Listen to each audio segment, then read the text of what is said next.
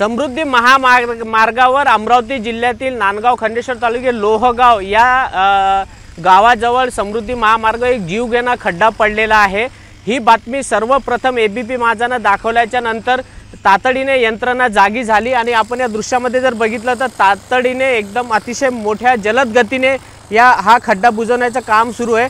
आणि विशेष म्हणजे या कामाच्या दर्जावर मात्र आता प्रश्नचिन्ह निर्माण झालेलं आहे, कारण तो जो खड्डा होता तो अतिशय जीवघेणा खड्डा होता। एखादा वाहन जर त्या खड्ड्यातून गेलं असतं तर निश्चित त्याचा अपघात झाला तर इतका धोकादायक तो खड्डा होता।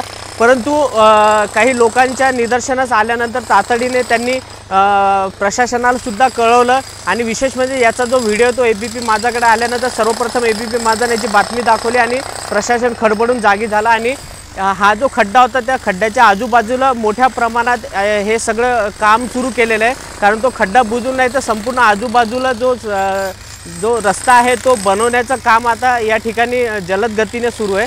आपण विचारूया की केव्हा हे याचं काम संपेल, कब तक काम खत्म होगा? ये एक दिन में हो जाएगा। आज नहीं कल, आज बंद रहेगा। आज रेडी कर रहा है, आज शाम को, आज नाइट को कंक्रीट करेगा, कल तक हो जाएगा। कल सुबह तक हो जाएगा। कल सुबह तक हो जाएगा। गड्ढा तो थोड़ा ये था, लेकिन आप इतना क्यों निकाल रहे हो?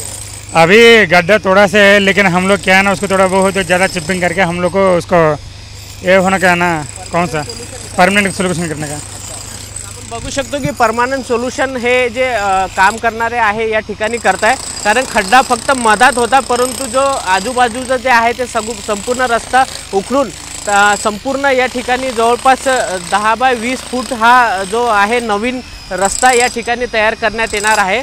परंतु इतकं मात्र नक्की की 1 वर्ष झालं या समृद्धी महामार्गाला कामाला होऊन आणि 1 वर्षामध्ये हा इतका मोठा खड्डा पडणं म्हणजे नक्कीच जे याचा जो दर्जा आहे त्या दर्जाच्या कामावर प्रश्न निर्माण झालेला आहे।